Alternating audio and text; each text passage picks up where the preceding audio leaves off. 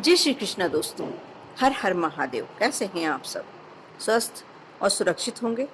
दोस्तों, हिंदू धर्म में देवी देवताओं के साथ साथ पेड़ पौधों की पूजन करने का भी विधान है। ये परंपरा आज की नहीं है, सदियों पुरानी है। बहुत से ऐसे पेड़ होते हैं जिनमें देवी देवताओं का वास माना जाता है, जैसे पीपल, बरगद, तुलसी, बेल, केले का वृक्ष, अशोक का वृक्ष, शमी आदि के वृक्षों में देवताओं का वास होने के कारण इन्हें पूजनीय स्थान प्राप्त है। इन सब के अलावा आप शायद नहीं जानते होंगे, एक और ऐसा वृक्ष है, कहते हैं कि इसमें माँ लक्ष्मी का वास होता है, धन के देवता कुबेर का वास होता है और इसका संबंध शुक्र ग्रह से होता है। यह वृक्ष है गूलर का वृक्ष। जी हाँ, गूलर का वृक्ष ऐसा है कि कहते हैं कि इसका संबंध धन के देवता कुबेर से और शुक्र ग्रह से होता है और माँ लक्ष्मी की इस वृक्ष पर पूरी पूरी कृपा प्राप्त होती है।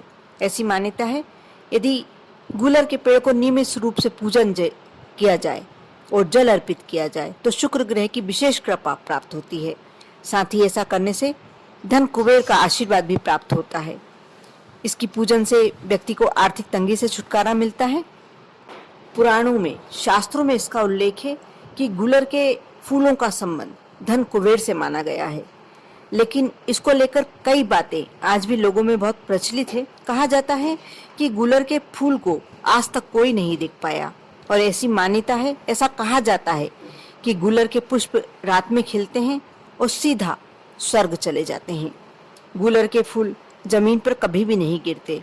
वहीं ऐसी मान्यता है कि गूलर के फूल धन कुबेर की संपदा है। धार्मिक दृष्टि से देखा जाए तो गूलर के वृक्ष का विशेष महत्व बताया गया है। शास्त्रों के अनुसार किसी भी माह के शुक्ल पक्ष के शुक्रवार के दिन यदि गूलर का पौधा लगाया जाए तो बहुत ही शुभ माना जाता है। और यदि आप पौधा नहीं भी लगा सकते हैं, अगर नियमित रूप से इसे जल अर्पित किया जाए, नियमित रूप से आप जल पर अर्पित नहीं कर सकते हैं तो सिर्फ शुक्रवार के दिन ही शाम को 6:30 बजे से पहले सूर्य अस्त से पूर्व यदि आप जल अर्पित किसी भी समय कर दें तो शुक्र मजबूत होता है और व्यक्ति को आर्थिक समस्याओं से मुक्ति मिलती है, छुटकारा मिलता है।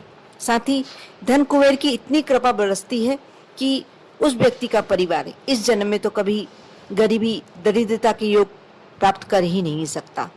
पूरी कुबेर की कृपा ऐसे व्यक्ति पर प्राप्त होती है जो गूलर के वृक्ष को जल समर्पित करता है, पूजन करता है और यथाशक्ति सम्मान देता है। ऐसा पुराणों में उल्लेख है कि शुक्र ग्रह होता है विलासिता और सुख साधनों का कारक ग्रह है। दरिद्रता दूर करने में, भौतिक सुख प्राप्त करने के लिए गूलर के पौधे से आप शुक्र को मजबूत कर सकते हैं और अपने घर में विलासिता और सुख साधनों की वृद्धि कर सकते हैं।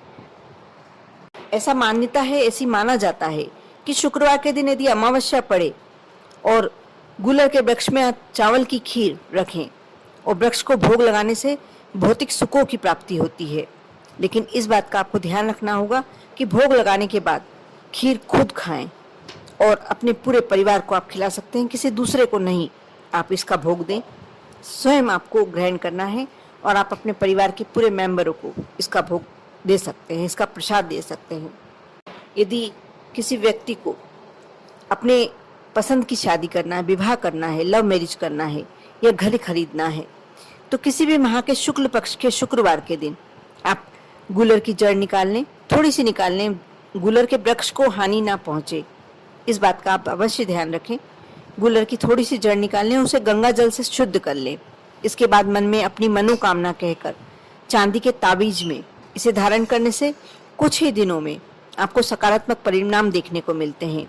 अगर आप लव मैरिज के लिए कर रहे हैं तो आपका वह कार्य हो जाएगा जल्दी ही।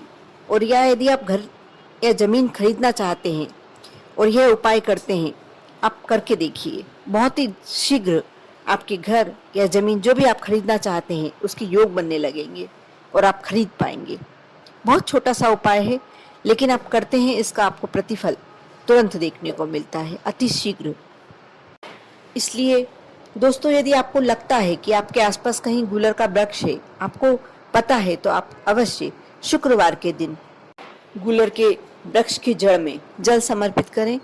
और जो खीर वाला मैंने उपाय बताया है वह तो आप जब शुक्रवार की अमावस्या पड़ती हैं आप एक बार अवश्य कर देखें, आपके मन की इच्छा अवश्य पूरी होगी। उपाय बहुत साधारण है, छोटा सा है, बस थोड़ा सा आपको गुलर के वृक्ष की जानकारी होना चाहिए। आप करके देखें, विश्वास रखें, श्रद्धा रखें। ओम नमः शिवाय।